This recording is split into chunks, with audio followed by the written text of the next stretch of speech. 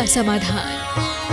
स्वादाचार्य गुरुवर विद्यासागर जी महामुनिराज की जय जय जय। बोलिए गुणायतन प्रणेता, संघ का समाधान प्रवर्तक, भावना योग प्रवर्तक, प्रखर वक्ता, परम पूज्य 108 मुनिवर श्री प्रमाण सागर जी मुनिराज की जय जय जय। बोलिए परम पूज्य 108 मुनिवर श्री हरह सागर जी मुनिराज की जय जय जय। प्रिय बंधुओं, जैसा कि आप लोग को विदित ही है कि पूज्य देव का मंगलमय विहार शाश्वत शिक्षे सम्य शिखर जी की ओर चल रहा है और विहार के इस क्रम में आज प्रातः काल की मंगल वेला में पूज्य देव का मंगलमय प्रवेश रीवा नगर में अभूतपूर्व उत्साह और उमंग के वातावरण में हुआ। 16 वर्ष के अंतरालों के बाद गुरुदेव के पुनर्आगमन से यहाँ के लोगों में अपूर्व उत्साह और उमंग दिख रहा था। लोगों ने शोभा यात्रा के साथ पूरे मार्ग में जैन और अजैन सभी बंधुओं ने आरती पाद प्रक्षालन के द्वारा गुरुदेव का अभिनंदन किया, वंदन किया और प्रकृति ने भी इसमें साथ दिया। बादलों के रूप में उपस्थित होकर के हल्के हल्के फुहारों के साथ उसने भी इस वंदन और अभिनंदन में अपना योगदान दिया, जो बंधुओं इस पूरे शोभा यात्रा और अगवानी कार्य में शोभा बढ़ा रही थी। बंधुओं, जैसा कि आप लोग को विदित है कि गुरुदेव शाश्वत शिक्षे सम्य शिखर जी की ओर बढ़ रहे हैं और जब यह मंगल विहार भगवान पार्श्वनाथ की जन्मभूमि वाराणसी पहुंचेगी तो वहां से इस मंगल विहार के साथ एक अपूर्व ऐतिहासिक प्रसंग जुड़ने जा रहा है। रथोत्सव के साथ में गुरुदेव की मंगल विहार यात्रा रथ यात्रा पूर्वक संपन्न होगी, जिसमें श्री जी विराजमान रहेंगे।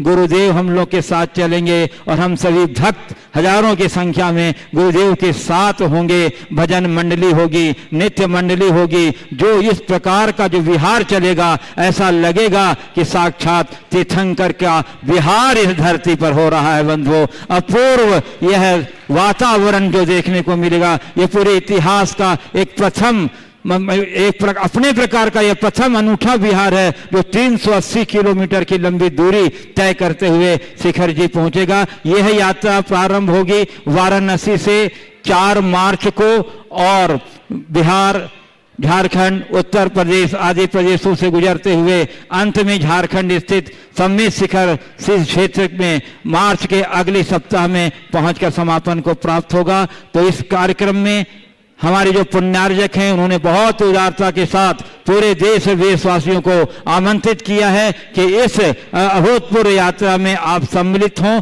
और इसके लिए व्यवस्था बनाई गई है कि आप प्रमाणिक ऐप के माध्यम से, जिसमें फॉर्म लोड अप कर दिया गया है, उसके माध्यम से आप अपने फॉर्म के द्वारा अपनी पूर्ण प्रविष्टि यहाँ भेजें ताकि जिसके आधार पर आपका निबंधन किया जा सके और आपकी समुचित व्यवस्था की जा सके। यह आवश्यक है। मुझे अत्यंत प्रसन्नता है कि यह सूचना मिलते ही सैकड़ों की अवस्था में 500 से बेसी भी निबंधन अभी तक हमारे पास प्राप्त हो चुके हैं और चूंकि 4 मार्च से प्रारंभ होने वाला है, समय ज्यादा नहीं है, इसलिए आप शीघ्रता से अपनी स्वीकृतियां निबंधन फॉर्म के माध्यम से भेजिए। अब मैं आपको लिए चलूं संघ का समाधान की ओर। मैं बताना चाहता हूं कि आज का संघ का समाधान कार्यक्रम रीवा स्थित एसएस मेडिकल कॉलेज के सभागार में आयोजित है। आज के इस सभागार में यहाँ उपस्थित सभी श्रद्धालुओं का, सभी नागरिकों का और एसएस मेडिकल कॉलेज के सभी शिक्षकों, छात्रों और वहाँ के सेवा कर्मचारियों का तथा जो आज के इस संघ समाधान के प्रसारण का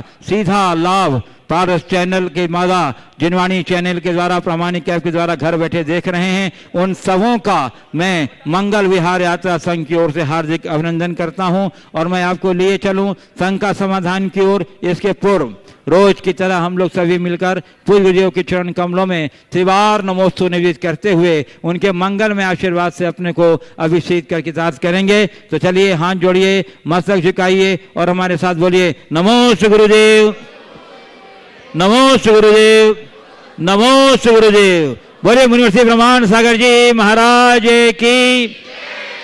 बंधुओं, मुझे आपको अवगत कराते हुए बड़ी प्रसन्नता हो रही है कि गुरुदेव के आगमन के साथ ही रीवा से आपकी इस रीवा नगरी से गुणायतन से ट्रस्टी के रूप में जब हमारे सबसे प्रथम सौभाग्यशाली जो हुए हैं वो हैं श्री मातेश्वरी गुणमाला देवी और उनके सुपुत्र श्री विजय अजमेरा, धर्मपत्नी सुनीता अजमेरा, पुत्र सम्यक, पुत्र वधु अदिति, पुत्री खुशबू, आशीष पाटनी, रीवान ईरिया, ख्याति सौरभ टोला पुणे। ये इस रीवान नगरी से पहली हैं सौभाग्यशाली जो गुणायतन से जुड़ने जा रहे हैं और रीवा समाज के अध्यक्ष भी हैं। जोरदार करते ध्वनि से उनका अभिनंदन कर दीजिए बंधु। आपने गुणायतन से जुड़ करके अपने भाग्य को सुरक्षित किया, अपने सौभाग्य सुरक्षित किया है। हम आपके स्वागत सराहना करते हैं। कृपया पधारें और गुरुवर के चरणों में श्रीफल भेंट करके सब परिवार पधारें, सब परिवार पधार जाएं, आशीर्वाद ग्रहण करें और इनका सम्मान करेंगे गुणायतन की ओर से।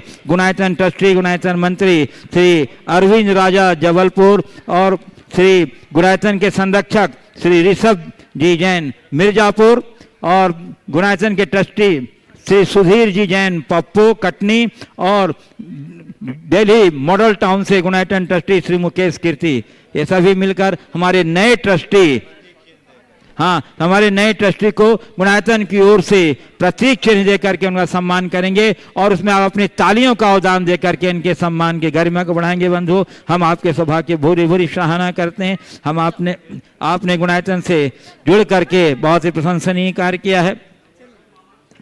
चलिए हमारे श्री विजय जी अजमेरा और उनकी मातेश्वरी गुणमाला देवी और सुपुत्र और उनकी सुनीता अजमेरा, पुत्र सम्यक, पुत्र वधु अदिति, पुत्री खुशबू, आशीष पाटनी, रीवान ईरिया, ख्याति सौरभ ठोले पुणे, ये सभी मिलकर के सामने और इन्हें सम्मानित कर रहे हैं हमारे संरक्षक मिर्जापुर से श्री ऋषभ जी, विकास जी और गुणायतन ट्रस्टी मंत्री अरविंद राजा जबलपुर, सुधीर जी जैन पप्पू कटनी गुणायतन ट्रस्टी और गुणायतन ट्रस्टी मुकेश कीर्ति मेट्रो दिल्ली, ये सभी मिलकर सम्मानित कर रहे हैं। जोरदार करते अभिनंदन कर दीजिए। आ जाइए कीर्ति जी हमारे इस सम्मान की कड़ी में। अब मैं आपको लिए चलता हूं शंका समाधान की ओर और प्रथम प्रश्न के लिए मैं आमंत्रित कर रहा हूं ये तनिष्क जैन जो मेडिकल कॉलेज के विद्यार्थी हैं, तनिष्क जैन, और उसके बाद तैयार रहेंगे अतिशय जैन। तनिष्क जैन जिनके नाम की घोषणा हो अपने स्थान पर तुरंत खड़े हो जाएंगे ताकि आप तक माइक हम हैंड ओवर कर सकें। महाराज श्री के चरणों में श्यामशा चिकित्सा महाविद्यालय एवं मेरे समस्त परिवार की ओर से बारंबार नमोस्तु नमोस्तु गुरुवर। महाराज श्री मेरा प्रश्न है, जैसा कि आचार्य गुरुवर का कहना है इंडिया नहीं भारत बोलो एवं महाराज श्री हथकरघा गौशाला आदि पर ध्यान देकर हमारे देश की जो संस्कृति एवं परंपरा है उसको एक उच्चतम स्तर पर ले जाने का अथक प्रयास कर रहे हैं। तो महाराज श्री मेरी जिज्ञासा यह है कि हम मेडिकल स्टूडेंट इस कार्य में देश की परंपरा संस्कृति एवं जैनत्व के उत्थान में अपना क्या योगदान दे सके, महाराज श्री कृपया मार्गदर्शन दें। देखिए बहुत अच्छी बात आपने पूछी है। मैं तो ये कहूँगा जितने भी उच्च शिक्षा ग्रहण करने वाले लोग हैं और उच्च शिक्षा संस्थान हैं, यदि वे सब लोग भारतीय संस्कृति को आगे बढ़ाने के लिए प्रतिबद्ध हो जाए, भारत और भारतीयता को अपना आदर्श बना ले, तो हमारा देश आज भी अपने पुराने गौरव को प्राप्त कर सकता है। आज के समय में सबसे बड़ी गड़बड़ी ये दिखती है कि लोग भारतीय हैं पर मानसिकता विदेशी होते जा रही है, और जब तक ऐसी मानसिकता होगी हम देश का विकास नहीं कर सकते। राष्ट्र के विकास के लिए संस्कृति का विकास बहुत जरूरी है, और संस्कृति तभी सुरक्षित होगी जब तक हमारी सांस्कृतिक निष्ठा हो। इसलिए हर व्यक्ति को यह प्रण लेना चाहिए कि मुझे भारत और भारतीयता के लिए समर्पित होना है। मैं कुछ और बनूं उससे पहले एक विशुद्ध भारतीय बन जाऊं। हर मनुष्य के हृदय में यदि भारत बस जाए तो सारे संसार में भारत का परचम लहरा जाए, इसमें कोई संशय नहीं। अतिशय जैन मेडिकल कॉलेज के छात्र और उसके बाद तैयार रहेंगे शशांक जैन। नमोस्तु महराज जी। महराज जी आजकल हमारे जो यूथ हैं वो दो तरह की ज़िंदगियाँ जी रहे हैं। एक तो वो जो सोशल मीडिया पे दिखाते हैं और एक जो असल में वो जीते हैं। हाँ, थोड़ा माइक ठीक से पकड़ो जी। हाँ, एक सोशल मीडिया में को उलझे रहते, एक असल जिंदगी जीते हैं। हाँ जी महाराज जी, ये मेरे मन में जब आया, जब मैं पिछले साल एक कोटा में था तो मैं मंदिर गया था, तो वहाँ एक फैमिली आई और उन्होंने दर्शन करने की जगह सीधे फोटोज़ खींचना चालू कर दिया मंदिर में ही। तो मुझे बड़ा अजीब लगा कि दर्शन करना चाहिए पहले, और उस जो क्षण को महसूस करना चाहिए कि इतने अच्छे बड़े बाबा हैं, उन्हें देखिए, उनके दर्शन कीजिए। वो फ़ोटोज़ खींचने लगे। तो महाराज जी, आप कोई उन ऐसे लोगों के लिए मार्गदर्शन प्रदान कर दीजिए कि वो जो ज़िंदगी के अच्छे क्षण हैं उन्हें ज़्यादा अच्छे से जिए, ना कि सोशल मीडिया में खुद को दिखाने के लिए लगे रहें। देखिए, मोबाइल, इंटरनेट और अन्य सोशल मीडिया के जितने भी साधन हैं, इनका अपना उपयोग है और उसके अनुरूप यदि लोग उसका लाभ उठाए तो मुझे कोई आपत्ति नहीं, लेकिन हमें अपनी निजता बना के रखनी चाहिए, निजता नहीं खोनी चाहिए। कुछ जगह मनुष्य को अपने साथ जुड़ने का प्रयास करना चाहिए। आज की स्थिति तो ये है कि इस तरह का एडिक्शन हो गया है कि अब तो भोजन में भी नहीं छूटता और कुछ लोग तो टॉयलेट में भी नहीं छोड़ते। ये चलता रहता है, तो ये एक प्रकार की लत हो गई। जेब में मोबाइल है तो भगवान के दर्शन करने गए तो दर्शन बाद में, मोबाइल पहले। आपने बिल्कुल सही कहा, अर्घ बाद में चढ़ाएंगे, फोटो पहले। अर्घ चढ़े या न चढ़े, फोटो जरूर खींचना है। ये सब चीज़ें हमारी मूलभूत भावनाओं को खंडित करती है। बल्कि कायदे से तो ये होना चाहिए कि यदि हम भगवान के मंदिर में गए हैं या कोई अच्छा कार्य कर रहे हैं, उतनी देर के लिए अपने इस मोबाइल को एक तरफ रख दो। अभी ये मेरे निजी जीवन के क्षण हैं, मैं अपना काम करूँगा। नहीं तो कई बार बड़ी गड़बड़ी हो जाती है। मैं एक स्थान पर था, भगवान के मंदिर में बैठ कर के मैं अपना प्रतिक्रमण कर रहा था। मेरा प्रतिक्रमण पूर्ण हुआ, इसी मध्य वहाँ के एक व्यस्ततम चिकित्सक आए। वो रविवार को ही दर्शन करने आते थे और मैं देख रहा था, बहुत भाव से भगवान के दर्शन कर रहे थे। लेकिन 2-2.5 मिनट के बाद मोबाइल में रिंग आई। उन्हें फ़ोन उठाया और फ़ोन उठा के हड़बड़ी में भागे। बोला, महाराज जी इमरजेंसी केस आ गया, अब जाना पड़ेगा। उस समय तो मैंने कुछ नहीं बोला, वो जल्दी में थे। बाद में आए, हम बोले ऐसी क्या इमरजेंसी आ गई? महाराज जी ऐसी कोई इमरजेंसी नहीं थी, हमारे सब जितने जूनियर थे वो सब उनको अटेंड कर सकते थे, लेकिन आजकल सबसे पहले लोग डॉक्टर को ही खोजते हैं। हमने कहा यदि आप मोबाइल को ऑफ करके रखते हैं तो आज भगवान की भक्ति से वंचित नहीं होते। आप इतने भाव से कर रहे थे और वो प्रभाव पड़ गया। तो कुछ जगहों पर लोगों को चाहिए कि वो अपनी निजता बना के रखे और अपने जीवन को सुरक्षित रखे। हमारा जीवन बहुत मूल्यवान है, इसे ध्यान में रखकर हम चलेंगे तभी कुछ अच्छा कर पाएंगे। शशांक जैन मेडिकल स्टूडेंट, उसके बाद मैं आमंत्रित कराऊंगा मेडिकल कॉलेज के अधीक्षक डॉक्टर SP गर्ग साहब। नमोस्तु महाराज श्री, मेरा प्रश्न यह है कि हम विद्यार्थी आज की परिस्थिति में परिवार, मित्रता, पढ़ाई एवं धर्म के बीच में कैसे सामंजस्य बनाएं ताकि हम अपने करियर से बाधित ना हों। विद्यार्थी आज की स्थिति में परिवार, मित्रता, पढ़ाई और धर्म के मध्य सामंजस्य कैसे बनाएं?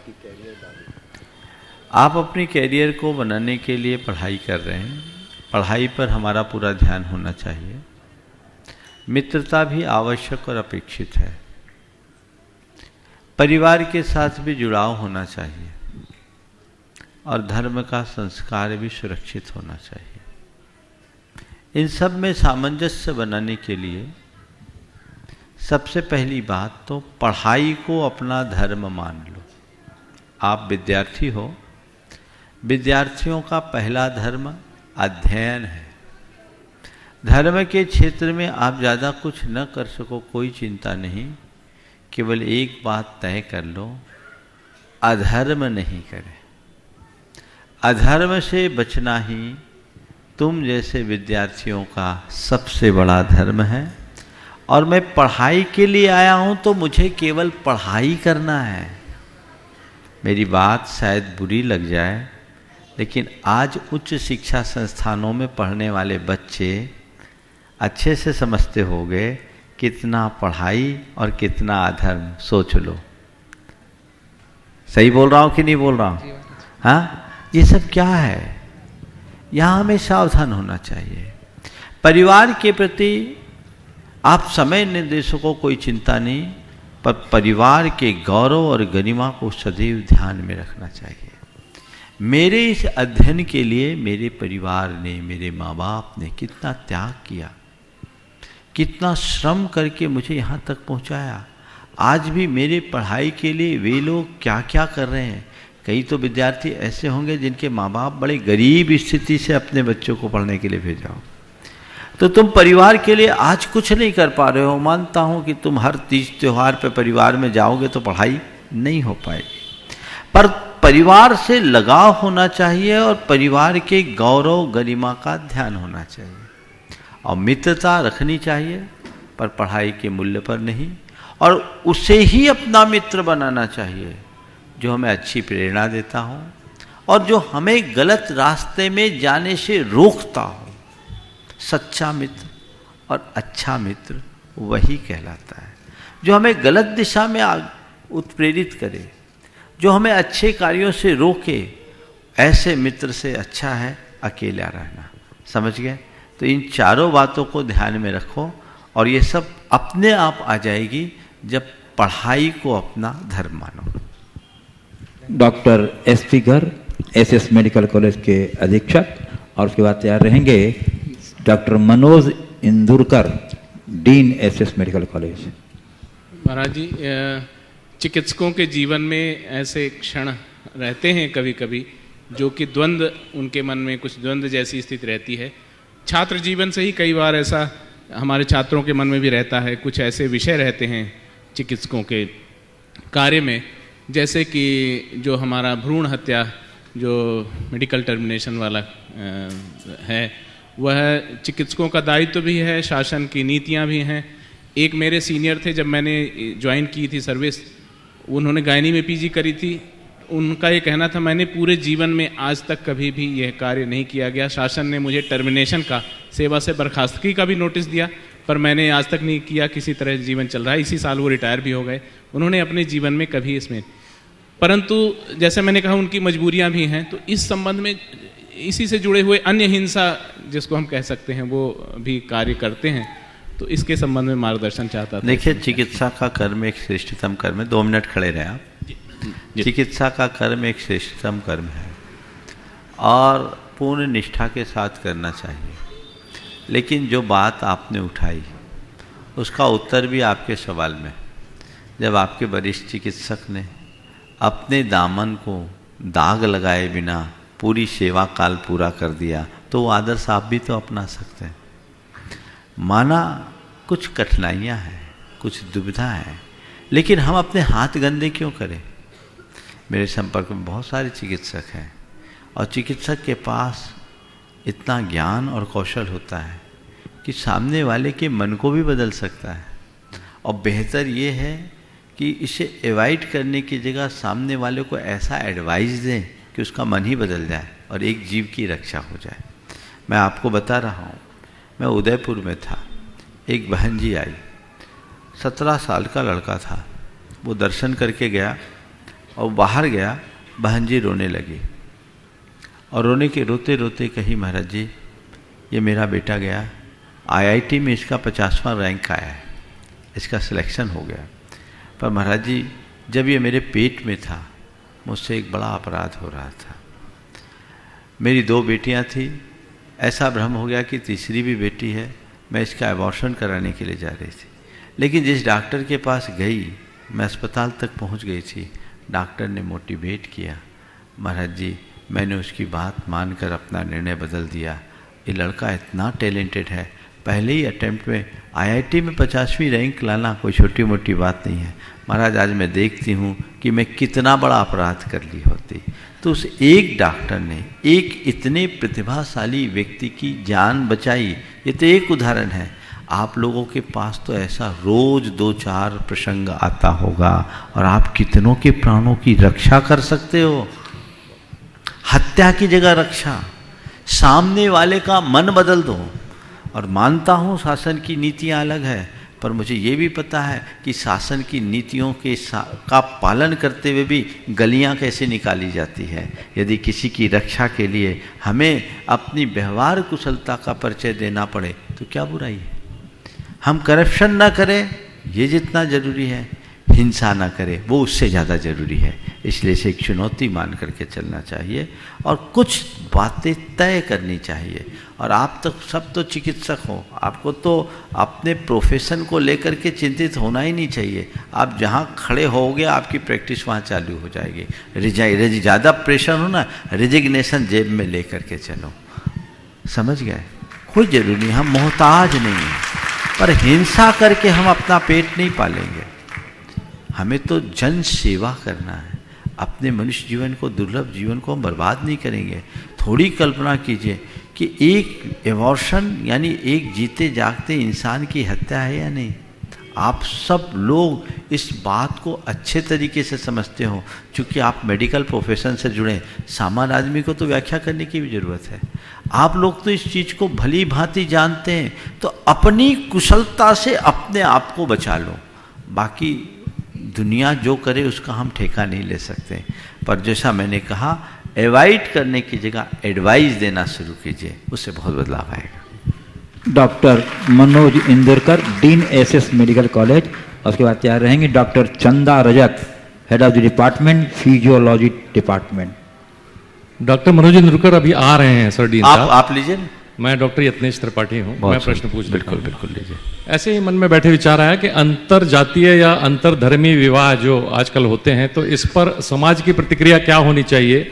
आप इस पर मार्गदर्शन दें। क्या स्वीकार्यता बढ़नी चाहिए या अन्यथा कोई प्रतिक्रिया हो? देखिए, आजकल लोग इन सब बातों का बड़ा समर्थन करने लगे हैं, लेकिन जो भारतीय समाज है और जो हमारी सामाजिक व्यवस्था है उसकी दृष्टि से ये सब चीज़ें ठीक नहीं है, क्योंकि इसके परिणाम अच्छे नहीं हैं। आज ये सब विवाह जितने भी हो रहे हैं प्रेम के नाम पे हो रहे हैं, पर अंततः प्रेम रहता नहीं, वह केवल यौनाकर्षण होता है, टूट जाता है, बात में निपटते नहीं। हमारे शास्त्रों में जो बातें लिखी है वो बड़ी अनुभवपूर्ण है। उसमें लिखा है समानस शीलभ व्यसनेषु सख्यम। जहाँ शील संस्कार में समानता होती है वहीं मित्रता होती है। तो ये मित्रता टिकेगी नहीं तो जिंदगी कैसे चलेगी। और इससे हमारी बहुत सारी जाति पहचान खंडित हो रही है, बहुत सारे धर्मों का अस्तित्व खत्म हो रहा है। पारसी समुदाय ने इस विषय में काफ़ी अध्ययन किया। आज पारसी समुदाय, पारसी धर्म के लोग पूरे विश्व में एक अपनी अलग पहचान बनाए हुए हैं। उनकी संख्या अत्यल्प है, लेकिन निरंतर होने वाले विधर्म विवाह के कारण पारसियों की संख्या अब लुप्त प्राय हो गई। ऐसी स्थिति आ गई कि अल्पसंख्यक आयोग को उन्हें 2 से अधिक संतान उत्पन्न करने की छूट देने की अनुशंसा करनी पड़ी सरकार से। और धीरे धीरे ऐसा लग रहा है कि अब पारसी विलुप्ति के कगार पे हो जाएंगे। तो यदि इस तरह के अंतर्जातीय विवाह आदि होते रहेंगे, विधर्म विवाह होते रहेंगे, तो हमारी बहुत सारी जातियाँ नष्ट हो जाएगी, हमारे बहुत सारे धर्म नष्ट हो जाएंगे।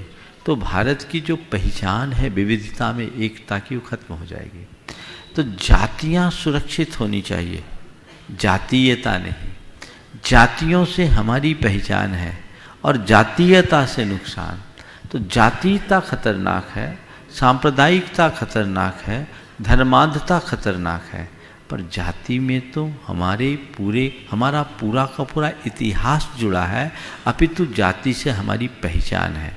तो जो आधुनिकता के नाम पर इन सब बातों को नज़रअंदाज करते हैं, मैं समझता हूँ वो भारतीय समाज के स्वास्थ्य के लिए अनुकूल नहीं है। इसे कतई प्रोत्साहित नहीं करना चाहिए।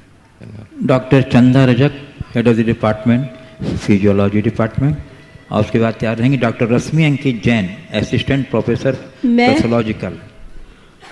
अपने प्रश्न प्रारंभ करने के पहले मैं आपके चरण कमलों में एक लाइन वंदना करना चाहती हूँ, यदि आपकी अनुमति हो। अवश्य। गुरुर्ब्रह्मा गुरुर्विष्णु गुरुर्देवो महेश्वरः गुरुदेव परं ब्रह्म तस्मै श्री गुरुवे नमः तस्मै श्री गुरुवे नमः तस्मै श्री गुरुवे नमः। गुरु जी के चरण कमलों में मेरा सादर सत नमन। मेरा प्रश्न ये है कि हमारा भारतवर्ष तपस्वियों की तपस्थली है, धर्म की धुरी है। इस देश में स्पेशली मैं अपने कॉलेज की बात कर रही हूँ, जो कि मैं देख रही हूँ कि हमारे यहाँ के छात्र जो है, जो कि मुझे बहुत एक्सपोजर मिला, तो मैंने उनसे बात की तो हमने पाया कि 90% छात्र और छात्राएं ड्रिंक करने लगे और वो बोलते हैं कि हमें स्ट्रेस होता है तो हम इसको कैसे दूर करें, तो इसलिए हम जो है ड्रिंक करने लगे। तो हमने कहा अपने पेरेंट्स के पास नहीं जाते तब कैसे होता होगा, तब मुश्किल जाता होगा, माँ बाप आपकी स्थिति जानेंगे तो क्या होगा। तो बोले हम घर में रहना ही नहीं पसंद करते। तो ये जो स्थिति निर्मित हो रही है, हमारा भारत एक गर्त में जा रहा है। हम डॉक्टर तो बना रहे हैं, चिकित्सक तो बना रहे हैं, लेकिन वो सब गर्त में जा रहा है। हम क्या करें? लोग कहते हैं कि भगवान के बाद यदि किसी का स्थान है तो डॉक्टरों का स्थान है। तो ये सब क्या हो रहा है? तो महाराज के चरण कमलों में मेरी विनती है कि कुछ मार्गदर्शन दें। हम तो होपलेस हो गए हैं। यदि आपके कुछ शब्द हमको प्रभावित कर जाएं तो हम वैसा ही कुछ कार्य करें, शायद कुछ जाग जाए।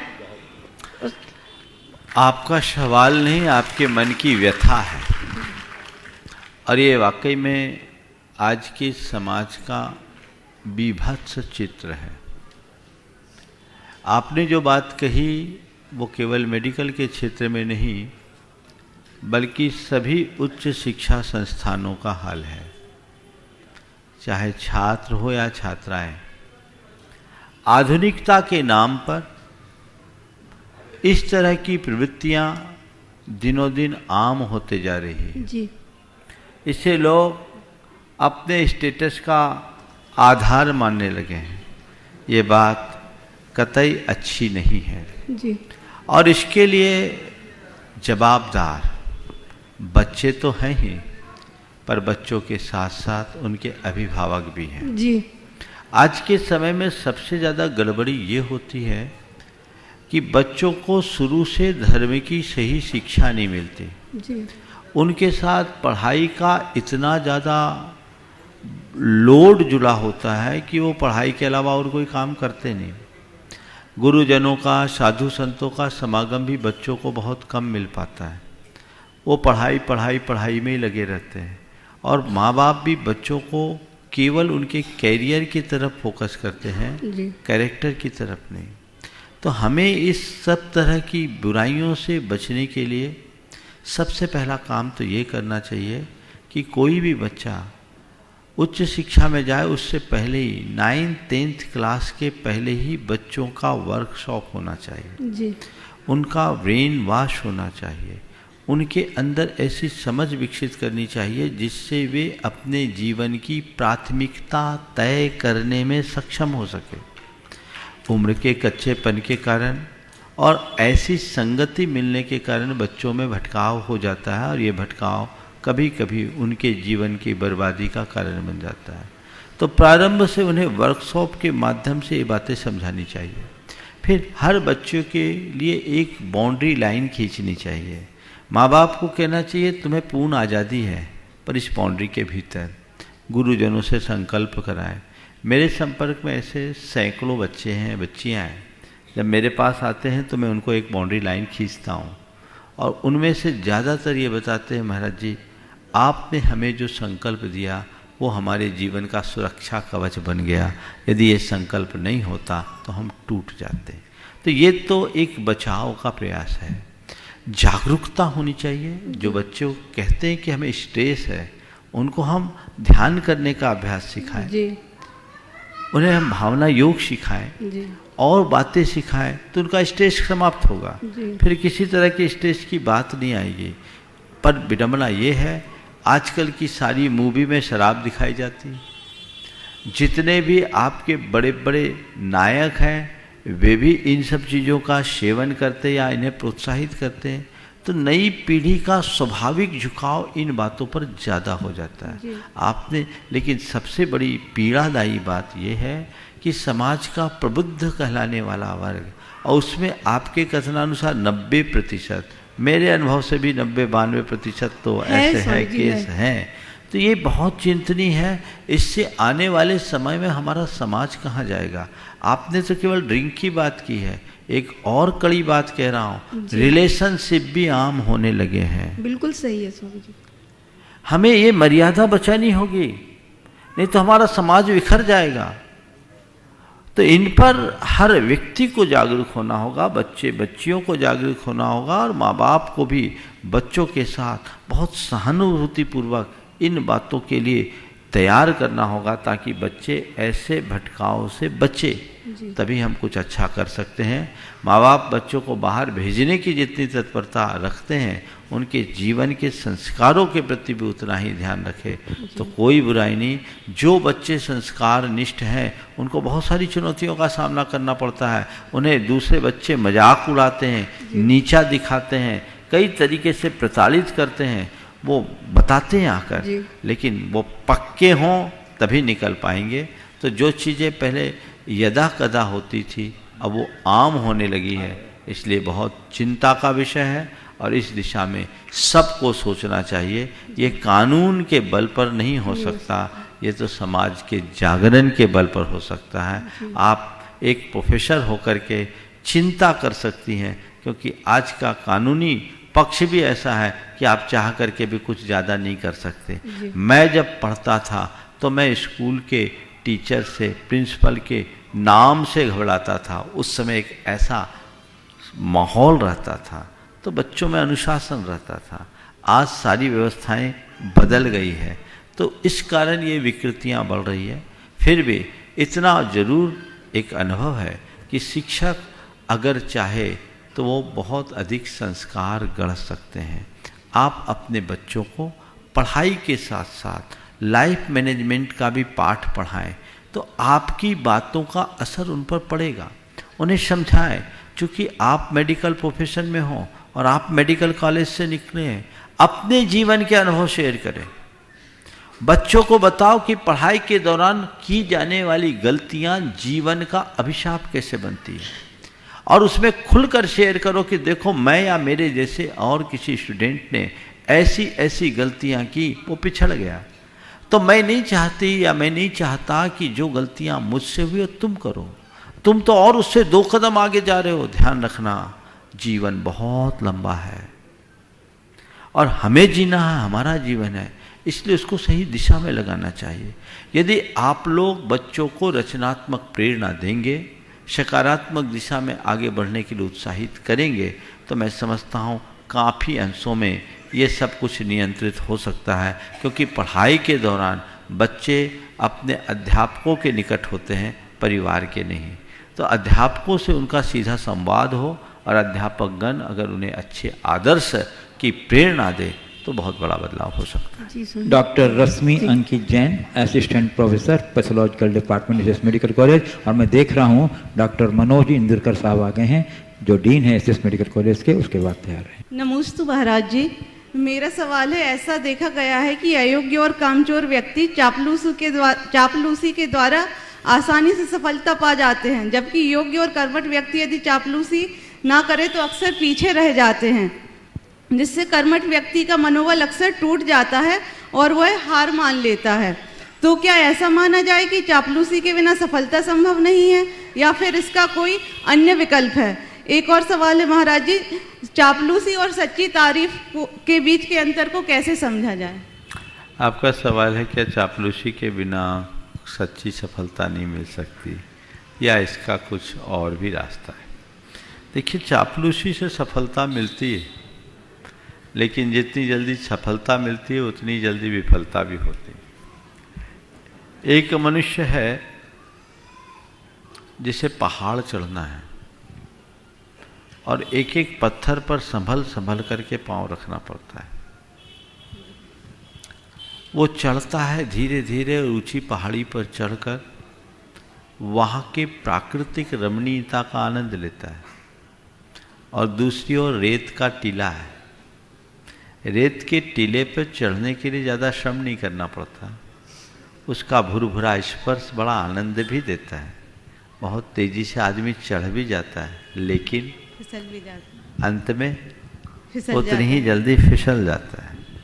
तो चापलूसी या चाटुकारिता से जो भी व्यक्ति की प्रगति होगी वह अस्थायी होगी, पर अपनी योग्यता और कर्मठता से जो उपलब्धि होगी वो स्थायी होगी।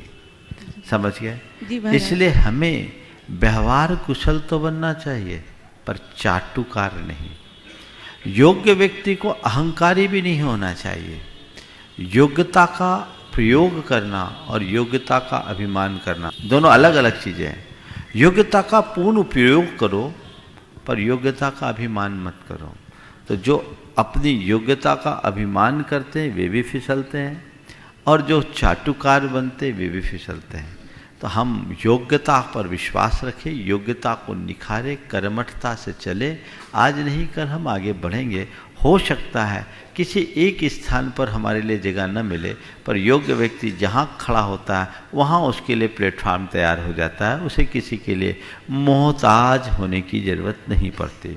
आपने पूछा है तारीफ और चाटुकारिता की भेद रेखा को हम कैसे समझें। देखिए, किसी की प्रशंसा करना, यथार्थ प्रशंसा करना तारीफ है, और अंतर मन से प्रशंसा करना तारीफ है, पर अपना उल्लू सीधा करने के लिए किसी को चने पर चढ़ा देना ये चाटुकारिता है। चाटुकारिता हमेशा स्वार्थ से होती है और प्रशंसा या तारीफ सहज होती है। हमारे यहाँ तो कहा गया है कि अगर किसी के गुण दिखते हैं जी भरकर प्रशंसा करो, लेकिन स्वार्थ से भरकर नहीं, प्रेम से भरकर। प्रेम से भरकर उसके अंदर गुण है तो गुणों के अनुराग से प्रेरित होकर यदि हम उसे कहते हैं तो उसका लाभ मिलेगा। नमोस्तु महाराज। डॉक्टर मनोज इंदुरकर साहब, डीन एसएस मेडिकल कॉलेज, और उसके बाद तैयार रहेंगी Rijika Jain, Ayushi Jain, medical students, SS medical college. हम लोग चिकित्सक हैं और हम लोगों का संबंध मरीज, हमारे जो पेशेंट होते हैं उनसे संबंध होता है, और हमारा मेडिकल साइंस पूर्णतः कंप्लीट नहीं है। ऐसी हम लोगों की पूरी कोशिश होती है कि हर मरीज को उसका पूर्ण इलाज किया जाए। इसके बावजूद मरीजों में असंतुष्टता बनी रहती है, और वही असंतुष्टता हम लोगों की खिन्नता, हम लोगों का स्ट्रेस का कारण बनती है। कि हमें लगता है कि हमने अपनी तरफ से पूरी कोशिश की, मरीजों को लगता है कि पूरी कोशिश नहीं की गई, और ये एक हमेशा मरीज और डॉक्टर के बीच में एक जो संबंध होना चाहिए वो पूर्ण न हो नहीं पाता है। तो मरीज में भी, उनके परिजनों में भी और चिकित्सकों में भी एक हमेशा एक तनाव बना रहता है। और मैं एक एडमिनिस्ट्रेटर भी हूँ, और कोशिश यही रहती है कि हम मरीजों के समाज के प्रति और इतना अधिक से अधिक अच्छा कर सके। कई बाधाएं आती है और जो हम लोगों के तनाव का कारण बनती है। तो मैं यही है कि इस तरह जो हमारा एटमॉस्फेयर है जिसमें हम लोग काम करते हैं, इसको किस तरह से सहज करके हम कार्य करें ताकि मरीजों का अधिक से अधिक हम लोग भला कर सकें। देखिए, आपने जो बात कही ये आज के समय में आम हो गई है, और इसके जड़ में हमें जानना चाहिए आजकल ऐसा क्यों हो रहा है। इसके पीछे दो वजह मुझे दिखते हैं। एक तो मरीज की अपेक्षाएं कुछ ज़्यादा हो गई। दूसरी बात जो मेरा अनुभव बताता है, हो सकता है आप लोग इससे पूरी तरह सहमत ना हो, पर आज एक डॉक्टर ही दूसरे डॉक्टर के प्रति सामने वाले को भड़का देता है। ये चीज़ें आ रही है। एक मरीज किसी डॉक्टर से इलाज कराया और यदि उसमें उसको संतोष नहीं मिला, कुछ नहीं मिला, और वो दूसरे के पास जाता है तो दूसरे डॉक्टर के द्वारा जो उसे दिशा मिलती है वो आपके पूरे प्रोफेशन के हिसाब से बाधा बनती है। शायद आप मेरी बात से सहमत होंगे। फिर दूसरी बात, कुछ ऐसे प्रकरण इन दिनों प्रसिद्ध हो गए हैं जो यद्यपि हैं थोड़े, जिसमें चिकित्सा से जुड़े लोगों ने व्यवसायीकरण करके मरीजों के साथ अमानवीय व्यवहार भी किया है।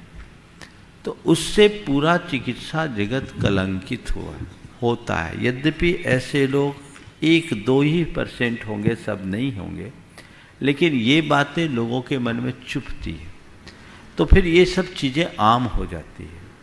मैं लोगों से कहूँगा कि सभी को चिकित्सकों के प्रति विश्वास रखना चाहिए और चिकित्सक का चुनाव उसके पिछले जो छवि है उसके हिसाब से करना चाहिए। चिकित्सक को चाहिए कि वो अपना जितना उत्कृष्टतम दे सके दे। बाकी सबको ये समझना चाहिए, चिकित्सक मेरे लिए भगवान बनकर आया जरूर है, पर चिकित्सक भगवान नहीं है। हमारा भाग्य भी कुछ हो सकता है। संतोष तो रखना ही चाहिए, लेकिन कई जगह ऐसा भी देखने को मिला है कि चिकित्सक जान रहा है कि ये मेरे बस का नहीं है, फिर भी पेशेंट को पकड़ रहा है, उसकी सर्जरी कर रहा है, केस बिगाड़ रहा है। ये जो बातें सामने आती है और जब ये मौत पब्लिसिटी से फैलती है तो इससे चिकित्सकों की छवि खराब होती है। तो इन सब चीज़ों को दोनों तरफ से ध्यान में रख करके चलना चाहिए। और मैं मानता हूँ आप लोगों की दुविधा कितनी है। जो लोग कह देते हैं चिकित्सक तो डॉक्टर्स के पास बहुत पैसा है, ये है वो है, लूट रहे हैं, उनको ये भी देखना चाहिए कि डॉक्टर रात रात भर जगते हैं। पेशेंट्स को ठीक करने के लिए उनको कितना कुछ करना पड़ता है। तो ये बात सही है और प्रोफेशन है, प्रोफेशन को प्रोफेशन के रूप में स्वीकारने में भी कोई हर्ज नहीं है, लेकिन मानवीयता के पहलू पर खड़े होना चाहिए, वो खंडित नहीं होना चाहिए। यदि वो सुरक्षित रहे तो मैं नहीं समझता कि दुविधा हो। मैं ऐसे अनेक चिकित्सकों को जानता हूँ जिसकी किसी भी एडवाइस को लोग काटते नहीं हैं, क्योंकि वो लोगों के लिए मसीहा बनकर काम करते हैं। यदि ऐसा करें तो दुविधा कम हो सकती है। मेडिकल स्टूडेंट्स रीतिका जैन, आयुषी जैन, उसके बाद तैयार रहेंगे गुणायतन के संरक्षक श्री ऋषभ जी विकास जी जैन, मिर्जापुर उत्तर प्रदेश। नमस्ते गुरुदेव। महाराज जी, ऐसा कहा जाता है कि जोड़ियाँ ऊपर से बन के आती है, तो इस कथन में कितनी सच्चाई है? और यदि ये सच है तो जो भाग जाते हैं तो क्या उनकी जोड़ी भी वही होती है? अच्छा, जोड़ियाँ ऊपर से बन के आती तो टूटती भी ऊपर से ही है क्या? ये बोलो। आजकल तो जितनी बनती है ना उतनी टूटती है ना। और ये भी बता दूं, माँ बाप जो जोड़ियाँ बनाते हैं उनमें से टूटने की संख्या कम है, जो अपने से जोड़ियाँ बनती वो ज़्यादा टूटती है कि नहीं है? मैंने सुना है कि अमेरिका में सबसे ज़्यादा अफेयर्स हैं और डेली 15,000 डाइवोर्स होते हैं, पर डे 15,000 डाइवोर्स। तो ये क्यों है? इसलिए ये बात कहना कि जोड़ियाँ ऊपर से बन के आती है, मैं इससे पूरी तरह सहमत नहीं हूँ। जोड़ियाँ बनाई जाती है, निमित्त नैमित्तिक संबंध होते हैं। हम एक दूसरे के साथ मन मिला करके ही जोड़ियाँ बना सकते हैं। और जब भी जोड़ी बने तो जोड़ी बन जाने के बाद ये सोचना चाहिए कि ये जोड़ी हमारी ऊपर से बन के आई है और भगवान प्रकृति तोड़े तो तोड़े, पर हम अपनी विकृति के कारण नहीं टूटने देंगे, अंतिम सांस तक जोड़ी निभाएंगे। ये प्रयास करें। अमर तो कोई नहीं है, हर की जोड़ी एक दिन टूटती है, लेकिन इतना तो बनाए रखो कि हम अपने दुर्बलताओं के कारण एक दूसरे से अलग नहीं होंगे। ये पाठ हमें पढ़ना चाहिए, तभी हम अपने जीवन के सार तत्व को पा सकें। गुणायतन संरक्षक श्री ऋषभ जी विकास जी जैन, मिर्जापुर उत्तर प्रदेश। तैयार रहेंगे गुणायतन ट्रस्टी एवं मंत्री श्री अरविंद राजा एवं उनके साथ राजेंद्र प्रसाद जी, लखनऊ। गुरुदेव के पावन चरणों में मेरे परिवार का और सर्व समाज मिर्जापुर के प्रतिनिधि जो आए हुए हैं उनका आपके पावन चरणों में बारंबार नमोस्तु नमोस्तु नमोस्तु। महाराज श्री अरसागर महाराज जी के भी चरणों में बारंबार नमोस्तु। हाँ, जल्दी बोलो। गुरुदेव, हम लोग चरण वंदना के साथ ही साथ आपके दर्शन करने तो आए ही हैं, और साथ ही साथ मिर्ज़ापुर के सर्व समाज के प्रतिनिधि और मेरा परिवार आपसे ये निवेदन करने आया है कि आपके चरण मिर्ज़ापुर तरफ पड़ें, आप मिर्ज़ापुर पधारें ताकि हम लोगों के भी जीवन में परिवर्तन आए, आपके सानिध्य में आपकी देशना से हमें लाभ मिले। गुरुदेव, हमारा प्रश्न ये है गुरुदेव कि आज बसंत पंचमी का दिन है। आज बसंत पंचमी का दिन है गुरुदेव। आज विद्या की देवी, ज्ञान की देवी माँ सरस्वती के पूजन का दिन है। आज का ये दिन गुरुदेव प्रेमोत्सव के नाम से भी जाना जाता है। इस ऋतु का प्रेम का बहुत महत्व इस ऋतु में, और गुरुदेव प्रार्थना का भी, क्योंकि विद्या की देवी सरस्वती की हम वंदना तो करते हैं, साथ ही साथ हमारे समक्ष सामने साक्षात गुरुदेव हमारे विराजमान है, जो स्वयं में विद्या के, ज्ञान के और प्रेम के सागर हैं।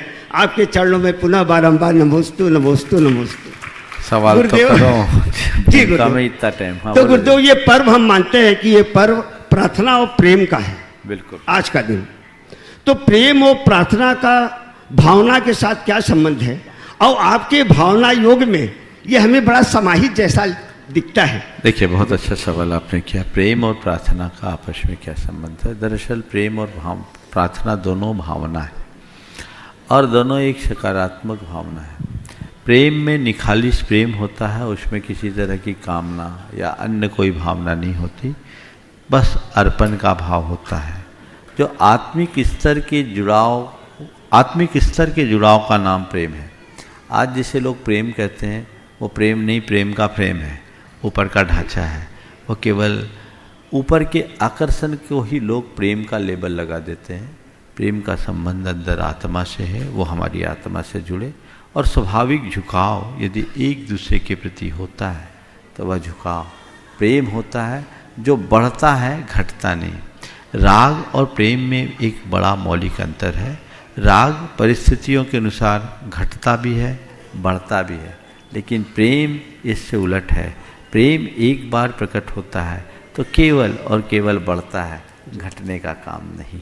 इसलिए प्रेम एक ऐसी सात्विक भावना है जो हमारे जीवन के गुणात्मक परिवर्तन का एक बड़ा आधार है, या यूँ कहें कि वो हमें अपने जीवन के परम लक्ष्य से जोड़ने का सशक्त माध्यम भी है। हमारे गुरुदेव ने मूक माटी में बहुत अच्छी व्याख्या की है प्रेम की। वे कहते हैं, गीत मैं उसे मानता हूँ जो संगातीत होता है। गीत मैं उसे मानता हूँ जो संगातीत होता है, और प्रीत मैं उसे मानता हूँ जो अंगातीत होता है। देह से परे प्रेम। प्रार्थना एक प्रकार की कामना है, भावना है। वो कई तरह की होती है। याचना मूलक भी प्रार्थना होती है, कामना मूलक भी प्रार्थना भी होती है, भावना मूलक प्रार्थना होती है, और स्वयं को सशक्त, समर्थ, स्वस्थ और सकारात्मक बनाने की प्रार्थना भी प्रार्थना होती है। तो ये दोनों चीज़ें हैं। आपने भावना योग की बात की। भावना योग में इन दोनों का समावेश है, और उसके बल पर हम अपने जीवन को अच्छा बना सकते हैं। नमस्ते। पर्यटन ट्रस्टी मंत्री श्री अरविंद राजा जबलपुर, उस्ताद राजेंद्र प्रसाद जी लखनऊ, और गुरुदेव नमोस्तु। Medical student Sujas Modi. गुरुदेव, आप बोलते हैं कि बच्चों को उनको निर्णय खुद लेने दो, पर गुरुदेव अगर बच्चे उस निर्णय को गलत इस्तेमाल करें तो हम क्या करें? देखिए, बच्चों को स्वयं निर्णय लेने दो, बिल्कुल लेने देना चाहिए, आज़ादी देनी चाहिए। और बच्चे माने थोड़े वयस्क हो जाने पर, छोटे बच्चों को नहीं। बच्चे अगर निर्णय लेने में सक्षम हो जाएं तो उन्हें निर्णय लेने देना चाहिए, पर दूर से ऑब्जर्व भी करना चाहिए। यदि हमें लगता है कि उनके निर्णय में कहीं कोई चूक है तो समय समय पर उन्हें समझाना भी चाहिए, और उन्हें गलतियों से सीख लेने की प्रेरणा देनी चाहिए। ऐसा नहीं है कि कोई एक बार कोई गलत निर्णय ले लिया तो ज़िंदगी भर गलत निर्णय ले सकता है। एक व्यक्ति एक सफलतम आदमी के पास पहुंचा और उनसे पूछा, आपके जीवन की सफलता का राज क्या है? उन्होंने कहा, सही निर्णय। सामने वाले ने पूछा, आपकी सही निर्णय की क्षमता कहाँ से आई? उन्होंने उत्तर दिया, अनुभव से। सामने वाले ने पूछा, ये सही निर्णय लेने का अनुभव कैसे पाया? उन्होंने कहा, गलत निर्णय। गलत निर्णय सामने वाला हैरान रह गया कि गलत निर्णय लेने से सही निर्णय का अनुभव आपने कैसे पाया। उन्होंने कहा मैंने अपनी हर गलत निर्णय की समीक्षा की और तय किया आगे चलकर ऐसा निर्णय नहीं लूँगा, नतीजा मैं सही निर्णय लेने में समर्थ हो गया।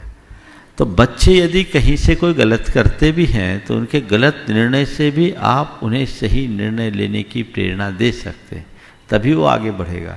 आज अक्सर ऐसा होता है, खासकर आप लोगों के एज के साथ के बच्चों के व्यापारिक जीवन में या अन्य पारिवारिक जिम्मेदारियों में, आज के बच्चे अपने तरीके से काम करना चाहते हैं, आप अपने तरीके से काम करना चाहते हैं, आप अपना निर्णय उन पर थोपते हैं, वे अपने निर्णय की बात करते हैं, टकराव आता है, परिवार में बिखराव आता है। तो ऐसी जगह में हमें चाहिए कि उन्हें थोड़ी आज़ादी दें और ये मान करके चलना चाहिए गलतियों से ही सीखा जाता है। मेडिकल स्टूडेंट सुजस मोदी और उसके बाद तैयार रहेंगे Nupur Jain, Siddhi Jain, final year MBBS student. नमोस्तु महाराज जी।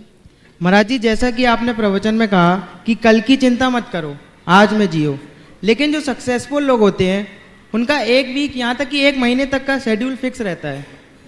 तो इस चीज़ को कैसे देखा जाए और जो अनसक्सेसफुल लोग होते हैं उनको क्या करना चाहिए? देखिए, कल की चिंता करना और कल की योजना बनाना दोनों में बड़ा अंतर है। मैंने ये नहीं कहा कि कल की योजना मत बनाओ, मैंने केवल ये कहा कि कल की चिंता मत करो। प्लानिंग अच्छी चीज़ है, पर प्लानिंग उतनी ही होनी चाहिए जितना कि प्लानिंग से ज़्यादा ऑपरेशन और इम्प्लीमेंटेशन पर ध्यान देना चाहिए, हमें क्रियान्वयन पर ध्यान देना चाहिए। चिंतातुर व्यक्ति एक जगह रुक जाता है और चिंतनशील व्यक्ति आगे बढ़ जाता है। जो कल की चिंता में आज को खोते वो कुछ नहीं कर पाते। कल क्या करना है योजना बनाओ और शुरुआत आज से करो, कल पर मत टालो और कल का विकल्प मत पालो, तब आगे बढ़ोगे। तो कल की योजना बनाना दूरदर्शिता है और कल की चिंता में खो जाना दुखदर्शिता। अब तुम तय करो कैसा बनना चाहते हो, दूरदर्शी या दुखदर्शी। समझ गए? आज सक्सेसफुल लोग वही हैं जो दूरदर्शी होते हैं और दुनिया में बहुतेरे लोग दुखदर्शी बन गए हैं। तो कल की चिंता में कभी मत उलझो, कल की योजना बनाओ। भविष्य के प्रति सतर्क रहना समझदारी है और भविष्य की चिंता में खो जाना पागलपन। Nupur Jain, Siddhi Jain, final year MBA student. उसके बाद तैयार रहेंगे रीवा से प्रथम गुणायतन ट्रस्टी श्री विजय सुनीता अजमेरा। गुरुवर के चरणों में हमारे और हमारे परिवार की ओर से कोटिशः नमोस्तु। नमस्ते गुरुवर। हमारा सवाल ये है कि जब जब स्वास्थ्य की बात आती है तो लोग शारीरिक स्वास्थ्य को ही प्राथमिकता देते हैं और नॉनवेज की वकालत करते हैं कि नॉनवेज की न्यूट्रिशियस वैल्यू ज़्यादा है, प्रोटीन कंटेंट ज़्यादा है, उनके लिए मानसिक स्वास्थ्य की कोई महत्ता ही नहीं होती है। तो गुरुदेव, हम किस प्रकार शाकाहार को प्रमोट करें कि जो मानसिक स्वास्थ्य के साथ साथ शारीरिक स्वास्थ्य के लिए भी उपयोगी हो? देखिए, आप तो मेडिकल क्षेत्र से जुड़ी हुई हो और आप जैसे लोगों को ये बात बताने में ज़्यादा श्रम करने की ज़रूरत नहीं है। विश्व स्वास्थ्य संगठन की जो रिपोर्ट है वो बता दी है कि किन चीज़ों में हमारे लिए न्यूट्रिशन वैल्यू कितनी अधिक है। देखा जाए तो मांस भक्षण की तुलना में शाकाहारी खाद्य पदार्थों में ज़्यादा अधिक पोषक तत्व है, ये तो मानते हैं ना, जो विश्व स्वास्थ्य संगठन ने जारी किया है, और ये हमारे लिए ज़्यादा फायदेमंद है। शाकाहार मांसाहार की तुलना में हमारे शरीर के ज़्यादा अनुकूल है। जो लोग ये कहते हैं कि फिजिकली हेल्दी होने के लिए नॉनवेज खाना ज़रूरी है, वो ठीक तरीके से चीज़ों को समझते नहीं हैं। आज दुनिया में सबसे ज़्यादा शक्ति का अंदाज घोड़े से लगाया जाता है, हॉर्स पावर का माप किया जाता है। घोड़ा घास ही खाता है, हाथी के शरीर में बल है, हाथी भी मांस नहीं खाता, पत्तियाँ खाता है। तो ये चीज़ें हमें समझना चाहिए। ये भ्रमपूर्ण विचार है कि जो शाकाहारी होंगे वो शरीर से सशक्त नहीं होंगे। आप औरों की बात जाने दीजिए। उदाहरण के लिए हम लोग बैठे हैं, 24 घंटे में एक बार भोजन पानी लेते हैं और सारी जिंदगी 18-18, 20-20 घंटे मेहनत करते हैं, श्रम करते हैं, साधना करते हैं, पद विहार करते हैं, ऐसे ही चलते हैं। कहाँ से ताकत आती? ताकत मन की है और शाकाहारी पदार्थों में पर्याप्त है। तो हमें चाहिए कि हम लोगों को आहार विज्ञान का मूल्य सिखाएं और इससे लोग आकर्षित होंगे और जीवन बदलेंगे। आज के समय में पश्चिम में इस तरफ लोगों का बहुत तेज़ी से रुझान बढ़ रहा है। उधर तो वीगन लोगों की संख्या उत्तरोत्तर बढ़ रही है, जो ये समझ रहे हैं कि पशु उत्पाद की तुलना में हम शाकाहारी पदार्थों का प्रयोग करें तो वो हमारे लिए ज़्यादा फायदेमंद हो सकता है। तो उस तरफ हमें लोगों को ध्यान दिलाना चाहिए और उसके प्रति अत्यंत गंभीर होकर के चलना चाहिए। गुणायतन ट्रस्टी रीवा के प्रथम गुणायतन ट्रस्टी सुनीता विजय जैन अजमेरा तैयार रहेंगी। सोनू रानू जैन संध्या मैचिंग करती हैं। दुआई महाराज जी के चरणों में मेरा परिवार और रीवा समाज की तरफ से 3 बार नमोस्तु महाराज जी, नमोस्तु नमोस्तु नमो। महाराज जी 2019 के शिविर में 52 गजा में गई थी और गुणायतन के सहस्त्रकुंड जिनालय की प्रतिमा का आपसे स्वीकृति लेने गई थी। तो आपने बोला तू तो ट्रस्टी बन, तो मैंने कहा महाराज जी आपका आशीर्वाद रहेगा तो वो भी हो जाएगा। तो बस बोला मेरा तो आशीर्वाद है तेरे साथ। उस दिन से महाराज जी में भावना भा रही थी और जब मालूम पड़ा कि आपका चौमासा कटनी में हो रहा तो लगा रीवा तो जरूर आएंगे महाराज जी और उस दिन मैं अपनी भावना पूरी कर सकूं। तो आज महाराज जी वो मेरी भावना पूरी हो गई। साथ ही महाराज जी एक मेरी इच्छा थी, लॉकडाउन में टीवी में आई छत्र भगवान का रोज शांति धारा आती है, उस पर बोलते भक्त जन आए हाथों में छत्र लाए चढ़ाएंगे बाबा को आई छत्र के जिनाले में। उस दिन से महाराज जी मेरी इच्छा थी कि मैं जाके परिवार सहित सोने का छत्र चढ़ाऊं। महाराज जी आज मेरी दोनों इच्छा पूरी हो गई महाराज जी। बहुत सुंदर। ये मेरा कौन सा पुण्य महाराज जी बताइए। बस पुण्य कौन सा, उसका आनंद लो, आशीर्वाद। सोनू रानू जैन संध्या मैचिंग करती सब तैयार रहेंगे। Doctor SP Singh retired professor and head शिशु रोग विभाग मेडिकल कॉलेज रीवा। युगल राजों के चरणों में बारंबार नमोस्तु महाराज जी, नमोस्तु महाराज जी। प्रभावना किसे कहते हैं? प्रभावना किसे कहते हैं? प्रभावना, हाँ, और धर्म प्रभावना हमें कैसे करनी चाहिए? भावना में जब प्रकृष्टता आ जाती है, उत्कृष्टता आ जाती है तो प्रभावना बन जाती है, या प्रशस्त भावना को प्रभावना कहते हैं। और धर्म प्रभावना जब हर व्यक्ति के हृदय में धर्म की भावना भर जाए तो समझ लेना धर्म प्रभावना हो गई। नमस्ते। Doctor SP Singh retired professor and head शिशु रोग विभाग मेडिकल कॉलेज रीवा। और इस बार तैयार रहेंगे डॉक्टर अश्विनी जैन प्रोफेसर कृषि महाविद्यालय रीवा। आदरणीय महाराज जी, मैं शिशु रोग विशेषज्ञ हूँ और इसमें किशोर किशोरियाँ भी हमारे साथ आती हैं। थोड़ा सा माइक। किशोर किशोरियाँ भी हमारे साथ आती हैं हमारे ही विभाग में। मैं ऐसा देखता हूँ कि जो हमारे अभिभावकगण हैं वो किशोर किशोरियों के देखभाल के लिए बिल्कुल ही प्रशिक्षित जैसा नहीं रहते हैं। बहुत सही। न उनकी शारीरिक, न उनकी मानसिक, न उनकी भावनात्मक, न उनकी स्पिरिचुअल किसी भी क्षेत्र में उनको गाइडेंस नहीं दे सकते हैं। तो मेरा ऐसा निवेदन है और कि अगर कुछ ऐसा किसी भी संप्रदाय में, किसी भी धर्म में मैं ऐसा नहीं पाता कि आज के पेरेंट्स इसके लिए इक्विप्ड हैं या इसके लिए प्रशिक्षित हैं कि वे अपने बच्चों की देखभाल कर सकें। आपने बहुत ही गंभीर बात उठाई है और इसके कारण ये सारी समस्याएं हैं। मैं तो समय समय पर जब भी हमारे कार्यक्रम होते हैं उसमें एक कार्यक्रम रखता हूँ जिसमें खासकर किशोर किशोरियों के लिए विशेष प्रशिक्षण की कार्यशालाएं आयोजित होती हैं। वर्कशॉप के माध्यम से हम उन्हें उनके जीवन की जो मर्यादाएं हैं उनका पाठ पढ़ाते हैं, उनकी सांस्कृतिक और भावनात्मक निष्ठा को जागृत करते हैं और इसके बहुत अच्छे परिणाम आ रहे हैं। समाज में आज इसकी सबसे ज़्यादा आवश्यकता है। हम जब भी धर्म की बात करते हैं तो प्रायः हम रिचुअल की बात करते हैं, जबकि हमें रिचुअल से स्पिरिचुअल की ओर बढ़ना चाहिए और वो हर व्यक्ति के जीवन की रीढ़ है। इसकी बहुत ज़्यादा आवश्यकता है संस्कारों को गढ़ना और संस्कारों में स्थिरता लाना। चूँकि बदली हुई जीवन शैली के कारण माँ बाप के पास बच्चों के लिए ध्यान देने का समय ही नहीं है। ये भी एक बड़ी विडम्बना है। आज कई पेरेंट्स तो ऐसे हैं जिनको यही पता नहीं कि उनका बच्चा कौन सी क्लास में पढ़ रहा है। एक परिवार मेरे पास आया, उनका बच्चा साथ में था। मैंने कहा कौन सी क्लास में पढ़ते हो? तो बच्चे पिता ने कहा 7th में। बच्चा कहता नहीं पापा 8 में। तो जिन्हें यही पता नहीं है कि मेरा बच्चा कौन सी क्लास में पढ़ रहा है वो क्या करेगा? तो ये बड़ी विडंबना है। सोच बदलनी चाहिए। शिक्षा के साथ संस्कारों को और हमारे परंपरागत मूल्यों को हर व्यक्ति के हृदय में प्रतिष्ठापित करना चाहिए।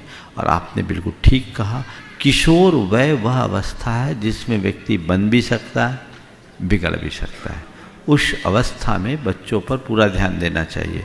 प्राय 10-12 साल की उम्र तक तो बच्चे माँ बाप की पूरी बात मानते हैं और 12 साल के बाद 13-14 के होते होते उनका झुकाव दोस्तों की तरफ ज़्यादा बढ़ जाता है और उसी समय माँ बाप उनके प्रति थोड़ी सी ढिलाई रख लेते हैं, तो उसका परिणाम बहुत खतरनाक होता है। इस दिशा में बहुत ही गंभीर चिंतन होना चाहिए और सतत प्रयास होना चाहिए। डॉक्टर अश्विनी जैन, प्रोफेसर कृषि महाविद्यालय रीवा। मुनिश्री द्वय के चरणों में बारंबार नमोस्तु नमोस्तु। महाराज श्री, मेरी एक जिज्ञासा है। प्राचीन समय में ये माना जाता था और सभी लोग कहते हैं कि नमस्कार में ही चमत्कार है, लेकिन आज ये सामाजिक परिवेश में ये चमत्कार को ही नमस्कार किया जाता है। ये जो सामाजिक बदलाव आया है, इसमें कितनी प्रासंगिकता है और इसमें कुछ मार्गदर्शन महाराज जी। देखिए, मैं सबसे पहले पूछता हूँ, चमत्कार आप मानते किसको, किसे चमत्कार कहते हैं? ये सब चमत्कार तो जादू टोना वाले भी कर देते हैं। एक बार एक व्यक्ति ने मुझसे कहा, महाराज जी इस तरह के चमत्कार होते हैं, आपका कोई चमत्कार है क्या? उन्होंने एक व्यक्ति के बारे में बताया कि एक महाराज हैं, वो नारियल में से हीरा निकाल देते हैं। तो मैंने उनसे कहा, भैया ज़्यादा तो मैं नहीं जानता, पर जब मैं स्कूल में पढ़ता था, बाजू में कचहरी थी, तो कभी कभी कचहरी चले जाता था, वहाँ मदारी लोग अपना खेल दिखाते थे। और मदारी लोग क्या करते थे, 10 के नोट का 20 का कर देते थे, 10-10 के नोट को 20-20 का दिखा देते थे। तो 10 रुपये का नोट 20 रुपया का करके बता रहे हैं और बाद में वही 10-10 पैसे के लिए हाथ फैलाते थे। तो जो 10 का नोट 20 का करने में सक्षम है, वो 10 पैसे के लिए हाथ क्यों उठा रहा है? बस इतनी सी समझ आ जाए, सारे चमत्कार अंधविश्वास दिखने लगेंगे। इन सब चीज़ों को भूलो। वस्तुतः चेतना का परिष्कृत होना ही, चेतना का परिष्कार ही सर्वश्रेष्ठ चमत्कार है। अगर चमकाना ही चाहते हो तो अपनी चेतना को चमकाओ। समझ गए? हमारे गुरुदेव अमरकंटक में थे, उन दिनों अजीत जोगी छत्तीसगढ़ के प्रमुख थे, बल्कि उस समय तो अखंड था मध्य प्रदेश, तो कांग्रेस के अध्यक्ष थे। वो गुरुदेव के चरणों में आए और पूछा, मेरे पास आए कि पूछा, बाबा के चमत्कार क्या है?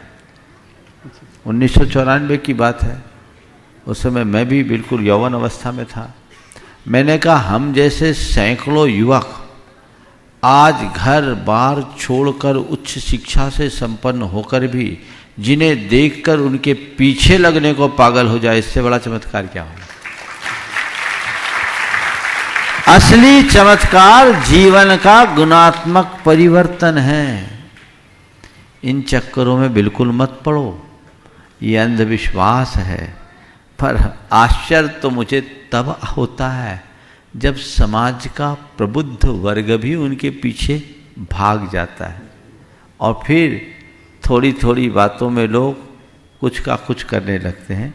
इसलिए इन सब चीज़ों के प्रति ध्यान सबको देना चाहिए। इस प्रकार आज के इस सत्र को परम पूज्य गुरुदेव के चरणों में नमन अर्पित करते हुए मैं यहाँ विराम दूंगा। रीवा वालों का पुण्य कुछ प्रबल हो गया है।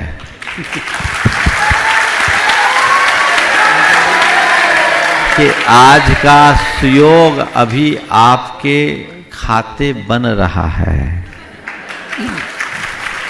यहाँ आया, बहुत दिनों से आपके जिन मंदिर का एक विकल्प अटका हुआ था, आज बहुत अच्छा सुयोग बना कि मंदिर की सारी बाधाएं दूर हो गई है। आज यहाँ आने में मुझे 15 मिनट का विलंब भी इसी वजह से हुआ और मुझे बहुत प्रसन्नता है कि मंदिर से लगे 2 प्लाट, 2 व्यक्तियों ने अपने मकान और प्लाट मंदिर के लिए समर्पित करने का भाव रख लिया। मैं दोनों परिवारों को यहाँ आमंत्रित करूंगा। नाम बताइए उनका। श्री सेठ महेंद्र कुमार जी जैन और श्री सेठ प्रेमचंद जी जैन राही, दोनों परिवार आ जाइए। यहाँ आए। दूसरा परिवार है आदित्य, वही परिवार था, आदित्य सेठ, संगीता जैन, अनीश जैन, आयुषी, लवली, शमा जैन, परी सेठ, अमित जैन, हाँ, पिंटू जैन, वंदना जैन। एक मिनट, ये दोनों परिवार आ जाए। दूसरा परिवार है सेठ अमित जैन, माला जैन, नितिन जैन, नितेश जैन और सोमिल जैन। देखिए ये काम इन लोगों ने कर दिया, पर अभी समाज का काम बाकी है। हमें आप लोग रोकना चाह रहे हो ना? तो देखो बिना प्रयोजन तो मैं रुकता नहीं। मैं रुकूंगा तभी जब कल सुबह तुम लोग शिलान्यास कराओगे।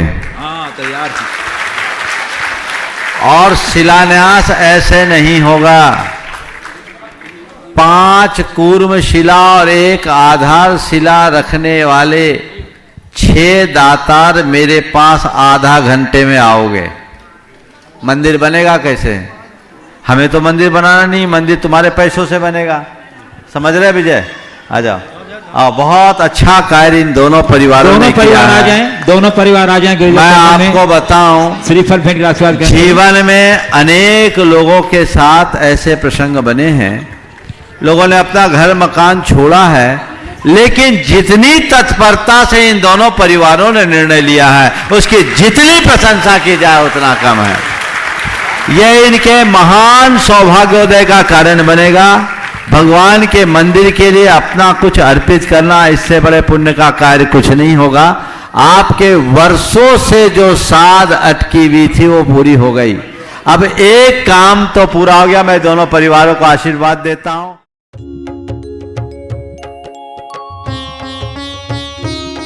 शक का समाधान